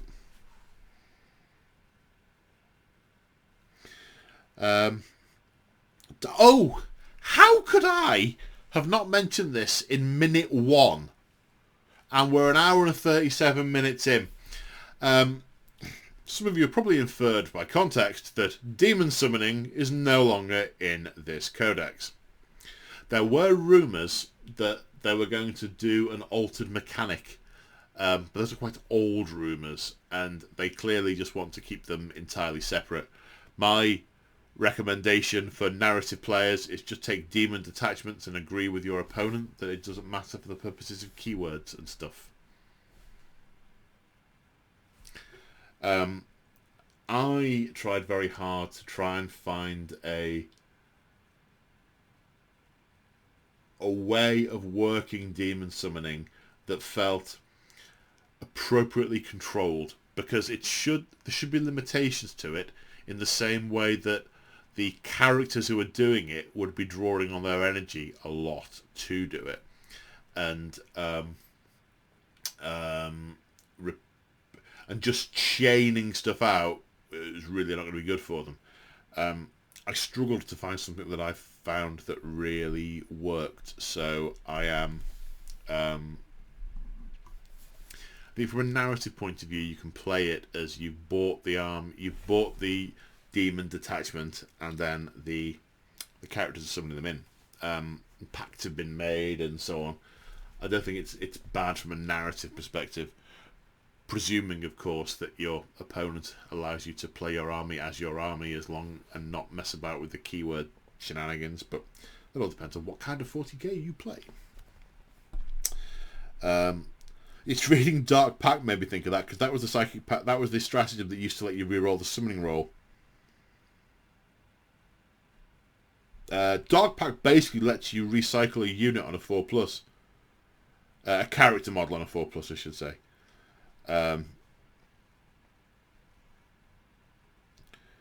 Malevolent Covenant is as it was. If you fail the psychic test, you can do this, suffer mortal wounds, or not suffer mortal wounds if you want to pay 2 CP, and the psychic power is cast and can't be denied. Apostle of the Dark Council is a before the game one. You can reroll your prayers and you gain +1 leadership. And Hexagrammic Ward, same thing, but has changed slightly in so much as it just reduces the damage to 0 of a particular attack. So your Warlord gets hit in the face with a last cannon or a multi-mounter. I'll be having a Hexagrammic Ward, thank you very much. Is that boop, boop, boop, boop, boop. Yeah, stopped you by the power of the warp. So that's Word Bearers. Night Lords. Terror Tactics. Units with this trait have the following ability. Terror Tactics Aura. Whilst an enemy unit is within 9 inches of this unit, subtract 2 from the leadership characteristic of models in that unit and 1 from combat attrition tests taken for that unit. Now, it doesn't say if they are within range of any unit with this ability. So the rules as written suggests that multiple units overlap. I'm not sure that's right. I don't think that's right. Because, and I know in previous books they did overlap. And if it was -1, I would say that would make perfect sense. But -2 from the leadership characteristic, you get 2 units at the board, and your Space Marines are then on leadership 4, which means they're running. Or they're breaking at least. So I don't know. I don't think that's how they intended it. But yeah, -1 from combat attrition tests. There are other things in here that do similar. And also,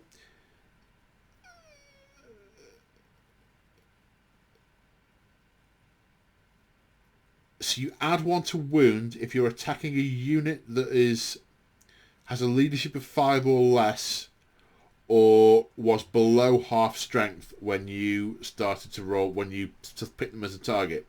I think it used to be called Prey on the Weak as a stratagem. There probably is one called Prey on the Weak. No, it's gone. They've basically folded that into the thing. So, Warlord traits. Night Haunter's Curse.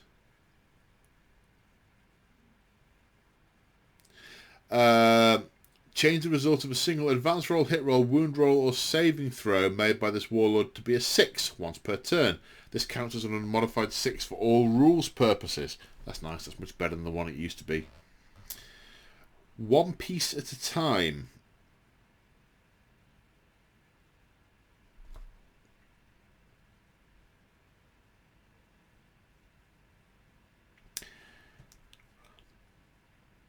There's a lot of words here. Basically, if you kill a model in a unit but not destroy the unit, you take -1 combat attrition test.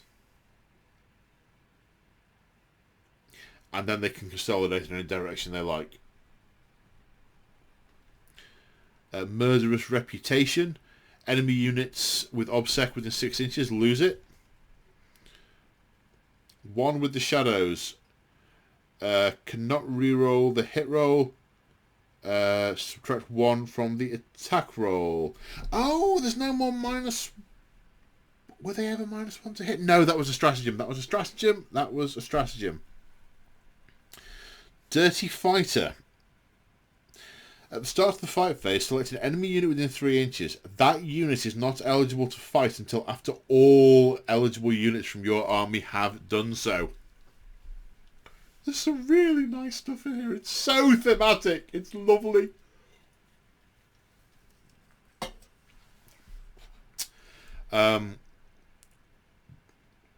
Killing Fury.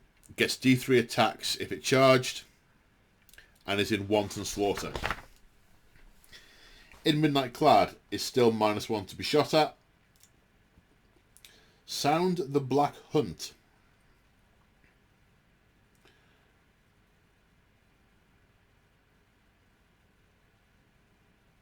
So it's another thing based on the starting strength of an enemy unit, and when you shoot or fight, if they're below starting strength, you reroll 1s. If they're below half strength, you reroll hits. There's also a bit of a leadership thing in there as well, or it's like leadership 6 or leadership 5. Flay them alive. Use the stratagem in the fight phase when an enemy warlord is destroyed. by a melee attack by a Night Lord's Heretic Astartes model. Until the end of the battle, each time a combat attrition test is taken for an enemy unit, subtract 1 from that combat attrition test. Night Lords have so many ways of debuffing your combat attrition tests. So as long as your opponent is actually susceptible to them, they can do work. Underhand scheming. Use the strategy at the start of your charge phase. Oh, it's charge if you fell back. Wonder why they haven't called it hit and run. If I were being... The only reason to change that from being called hit and run is if there was something else called hit and run. I wonder if in the development of 10th edition there is something called hit and run and they don't want to create confusion, so they've changed the name. I'm totally speculating. I wonder.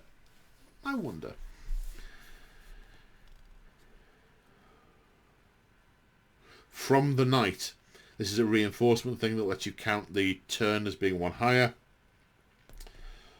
Screaming Skies lets jump pack units go back into reserve.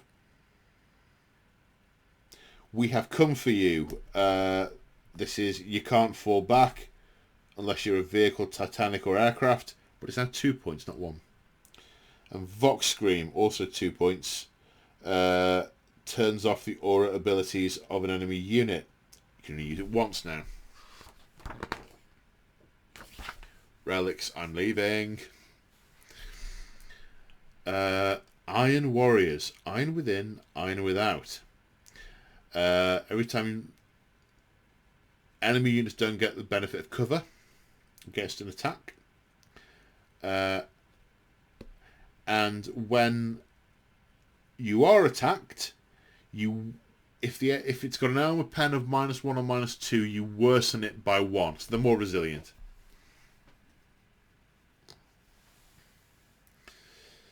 Siege Lord. This is buffing units that attack vehicles or buildings.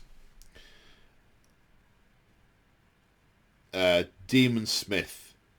This is buffing demon engines, obliterators, and similar, with +1 to hit. Unyielding Metal. +1 toughness to the Warlord and a 5+ shrug. Bastion.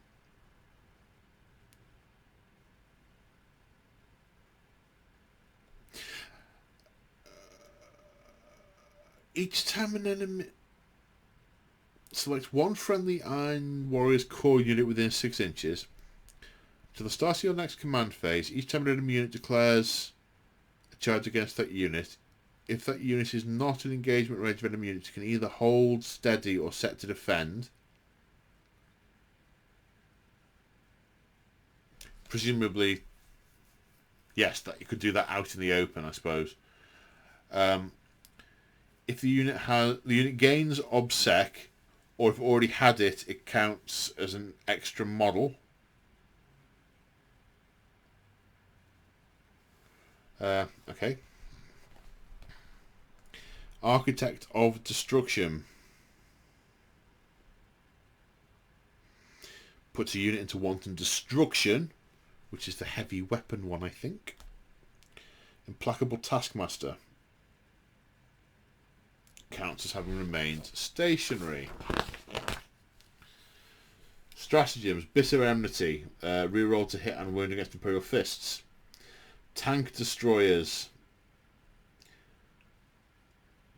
Pick an enemy vehicle unit. Run modified hit rolls of 6. Auto wound it. Dour Duty. Subtract 1 from the damage characteristic of incoming attacks. Cold-Hearted Malignancy.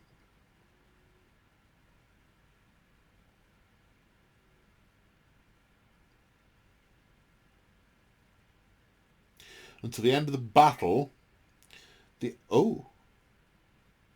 There's nothing about using this once. Cold-hearted malignity.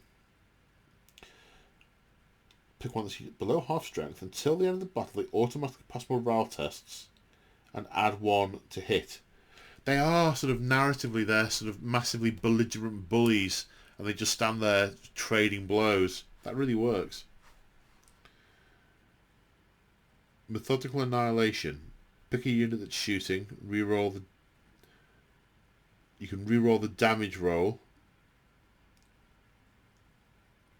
You double the number of models in the unit for the purposes of the blast rule.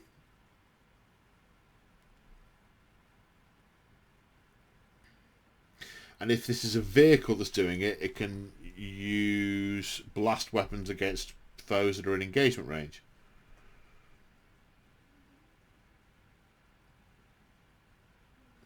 Unholy Vigour. You play this on your demon engines and then -1 to wound against them. Cannon Fodder. Select an Iron Warriors infantry unit and then a cultist unit that's within 6 inches. Until the end of the phase, enemy models can't target the infantry unit if the cultists are closer. Oh, it's 2 points now. Boo. Spiteful Endurance. It's a 5+ shrug of mortal wounds.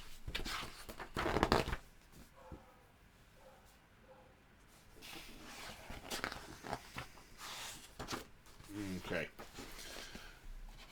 I was going to say, let's see if we can come in under 2 hours, but it's not looking likely. Alpha Legion, Masters of Duplicity.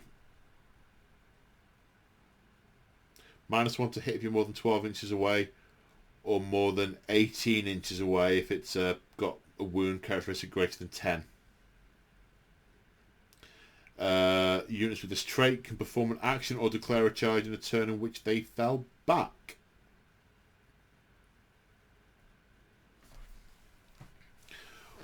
Warlord trait. I am Alfarius. This looks like it's the same as it was. You determine an additional warlord trait of your choice. You used to have to roll this.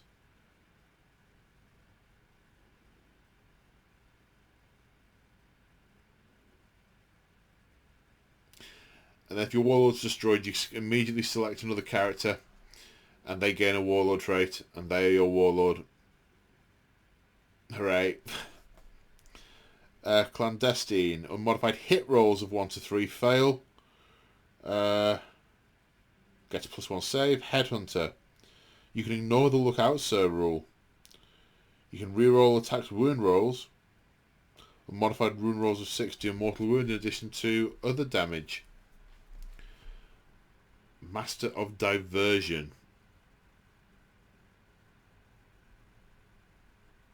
You can redeploy units during the deployment. Cult Leader. This is a way of buffing nearby cultists. +1 9-inch aura, +1 attack, improve the armor pen by 1. Yikes. Is it just melee or generally? No, that's generally, so their auto guns are going to have AP -1. Maybe he's giving them some special ammo. In your covert control, pick a unit within 6 of the warlord. Can shoot whilst performing an action. Gains the obsec ability or counts as an extra model if it already has it.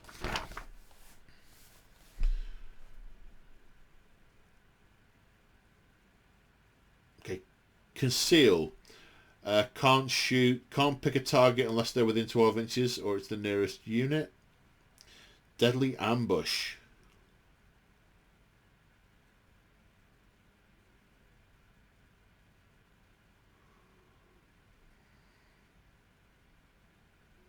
Use at the end of the reinforcement step your opponent's movement phase. Select a unit that was set up this turn. Until the end of your next turn, each time an Alpha Legion model makes an attack against that unit, add 1 to hit. So you can, as long as you nominate it at the point they turn up, you can get bonuses to shoot them and hit them in your next turn.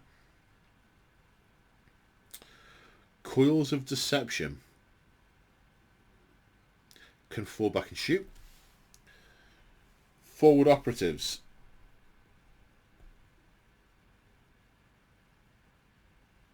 Uh, 9-inch move before the game starts. Renaissance infiltration.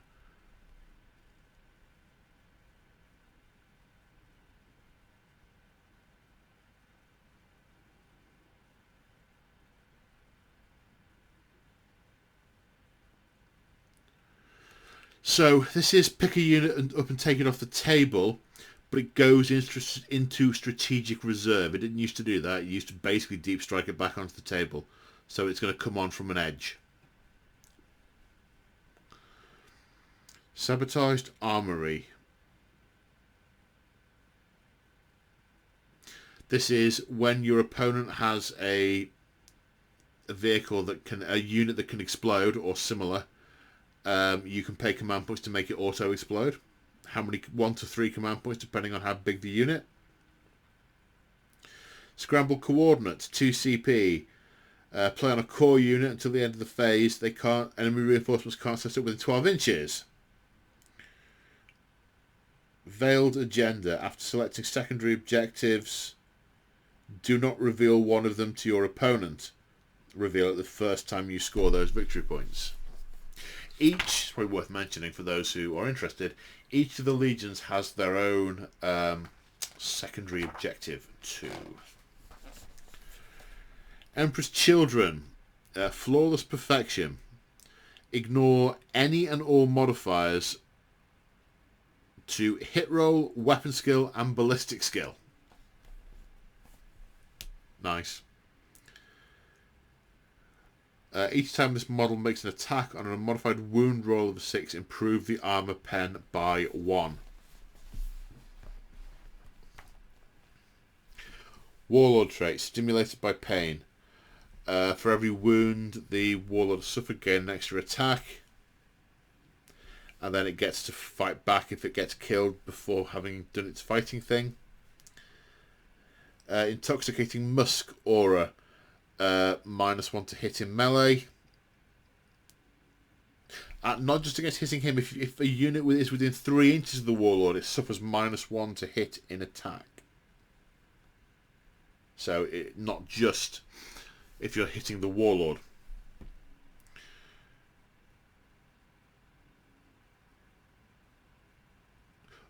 Unbound arrogance.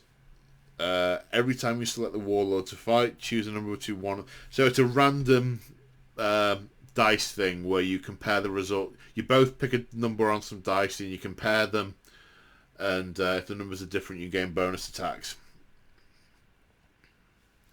I think one of the Slanesh Knights in the Chaos Knights book has that. I seem to remember using it. Faultless Duelist. Reroll to hit. Enemy models are at -1 to hit. Glutton for punishment.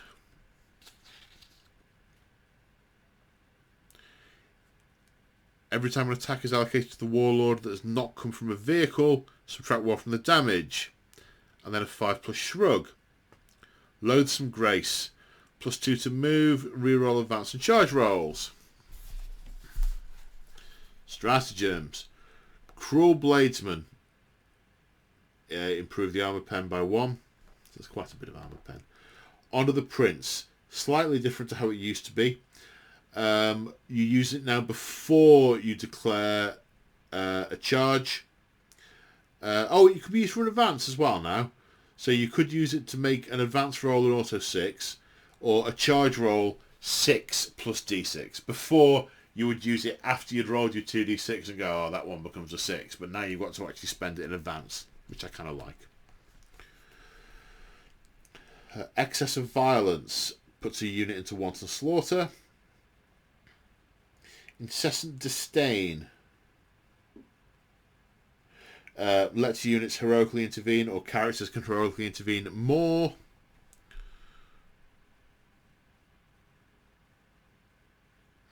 Death Ecstasy. Play it on a unit when it's targeted for attack, and models that get killed can fight back before you take them off. A soporific musk. Select an temperature and character. Enemy units within 3 inches get always fight last. Combat elixirs. Just looks like you play this on any unit now. It used to be a pre-game stratagem for characters. No, not for characters, just in general. +1 strength and improve weapon skill by 1. Excruciating frequencies. In the shooting phase, sonic weapons on a modified wound roll of 6, they suffer a mortal wound in addition and cannot fire Overwatch or set to defend in the next turn.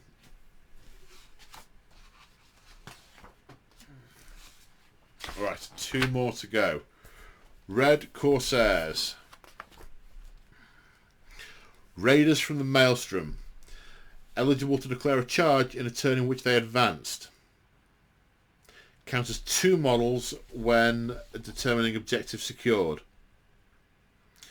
Warlord traits. The Reaver Lord. It's a command point farm. Angel of Hatred.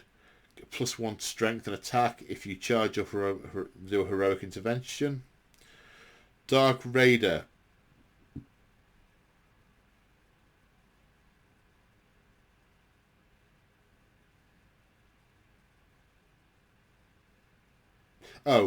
Make a normal move in the shooting phase. A unit within 6 inches can make a move in the shooting phase, but then can't declare a charge.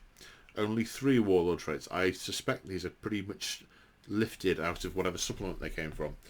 Also, 4 stratagems. Creators of Bile looks the same as well.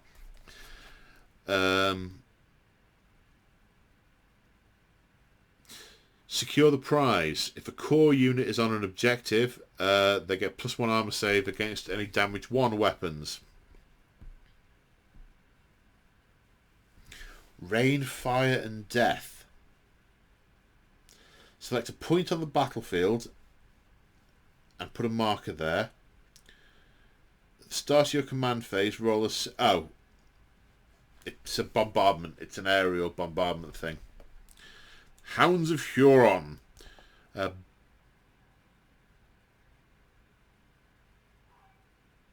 Use the stratagem in the fight phase after a Red Corsair biker unit has fought. If that unit is within engagement range of enemy units, it can fall back as if it were your movement phase. Otherwise, it can make a normal move as if it were your movement phase. So you can either move them in the fight phase to get an extra move, or you can fall back before they hit you. So you fight, play this, and run away. 2 CP. That's nice. Bikes aren't that hard, so that's not... But very, very fluffy.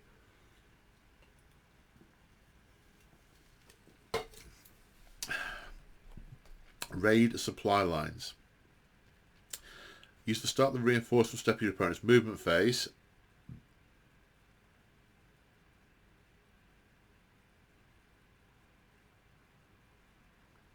You can only use the stratagem once, but basically you can pick an enemy unit that's in strategic reserve and it can't come on that turn. So if you desperately don't want someone's, I don't know, warp spiders, that's a bad example.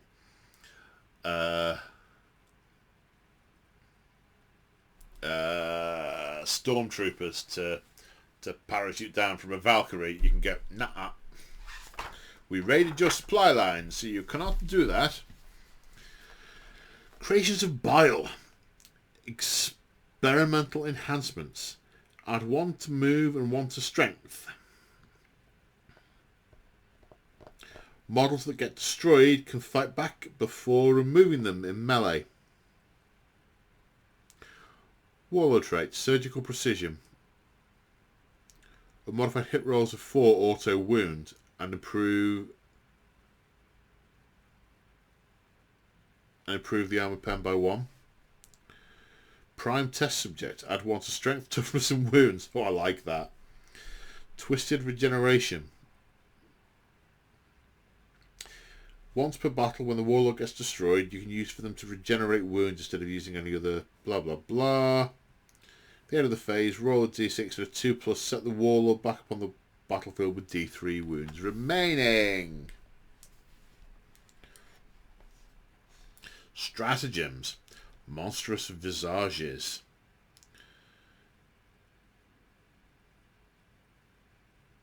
It's -1 to hit against the specific units in melee. Basically, they're scary. Taken Alive.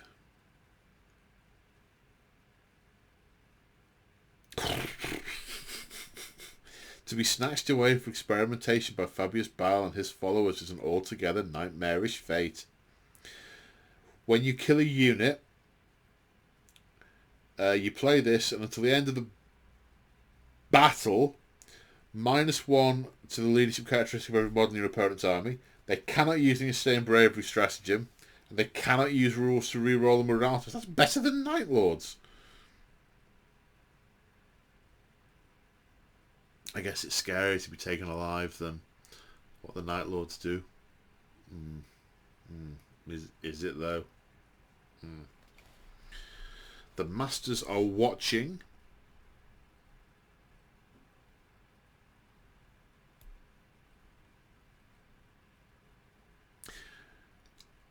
Use the strategy with the command phase. Select one Creation to Battle infantry unit and then one Creation to Battle character that's visible to the unit.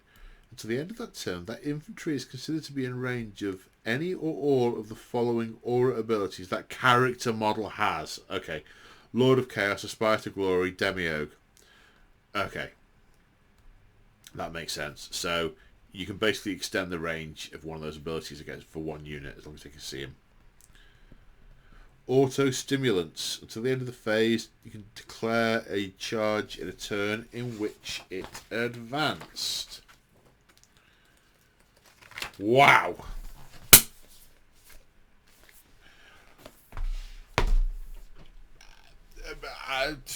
Words.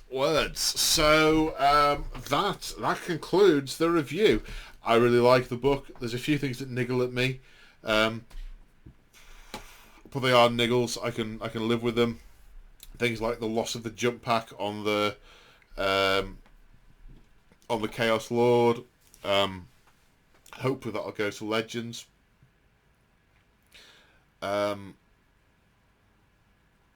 Lightning Claws being missing from some units. Those kind of things. But they're niggles. The Legions are all beautifully portrayed. And I really like the feel of raiding space evil nasties. The stratagems feel so characterful. I really like it. I think it's a superb book. I haven't played it yet, so slight disclaimer, but I'm very much looking forward to using it. And on that note, quick shout out to channel members and Patreons. Thank you for your ongoing support. If you're interested in becoming a channel member and you want to support me, check out the description to this video. It has a link to how to become a channel member and get access to exclusive videos.